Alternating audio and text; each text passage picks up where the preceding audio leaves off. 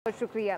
आलमी मालियाती फंड ने बजट में दरामदी गाड़ियों पर ड्यूटी में कमी का मुतालबा कर दिया है, जिसके बाद कभी इम्कान है कि कारों की कीमतें कम हो जाएंगी, मगर गाने बनाने वाली कंपनी को इस पर देते हैं। कहते हैं इस पर अमल दरामद से गाड़ियों की कीमतें कम होंगी। अगर ये हो गया तो ये है कि काम में भी बरकत हो जाएगा, काम भी अच्छा हो जाएगा, सबके लिए आसान होगा, हर पाकिस्तानी के लिए। बेहतरी यही है कि ड्यूटीज़ कुछ कम हों, उस पर एक्सपेक्टेड ये है कि 20% कम होंगी। अच्छा है, प्राइस कम होंगी तो कुछ लोकल गाड़ियों के जो मार्केट जो एकदम से धम करके ऊपर चली गई है उस पर फ़र्क पड़ जाएगा। इस वक्त मुल्क में 3 साल पुरानी गाड़ियां मंगवाने की इजाजत है। All Pakistan auto motor car association के चेयरमैन HM शहजाद के मुताबिक पाकिस्तान में गिफ्ट स्कीम के तहत दरामद 660 सीसी छोटी गाड़ियों पर 50% कस्टम ड्यूटी समेत मुख्तलिफ टैक्सेस मिलाकर 90% तक वसूल किया जाता है। बड़ी गाड़ियों पर 60 से 130% टैक्स लिया जा रहा है। इस वक्त तो क्योंकि कस्टम ड्यूटीज जो है वो 92% से लेके 450% तक है।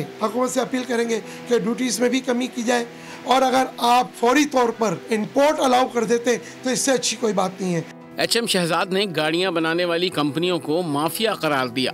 लूट मार कर रहा है पाकिस्तान में। एक गाड़ी, सिर्फ मैं आपको कंपैरिजन दे रहा हूँ, जो पाकिस्तान में 650 सीसी की, वो अभी आप रजिस्टर्ड करके निकालें 31 लाख रुपए की। वही गाड़ी पड़ोस मुल्क में 4.25 लाख की, अगर उनका रुपया स्ट्रॉन्ग है तो 12 लाख, 13 लाख, 14 लाख, इतना बड़ा फर्क। ये बिल्कुल लूट रहे हैं और कई दहाइयों से लूटते हुए आ रहे हैं। हुकूमत अगर टैक्सेस कम करती है तो कारों की कीमतें नीचे आ सकती हैं। ऑटो सेक्टर माहिरीन का कहना है कि हुकूमत फौरी तौर पर IMF के डिमांड को मानते हुए न सिर्फ दरामदी गाड़ी की ड्यूटीज में कमी करे, बल्कि कमर्शियल इंपोर्ट की फौरी इजाजत दे।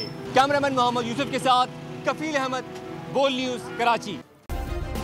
सब्सक्राइब करें और बेल दबाएं ताकि कोई खबर रह न जाए।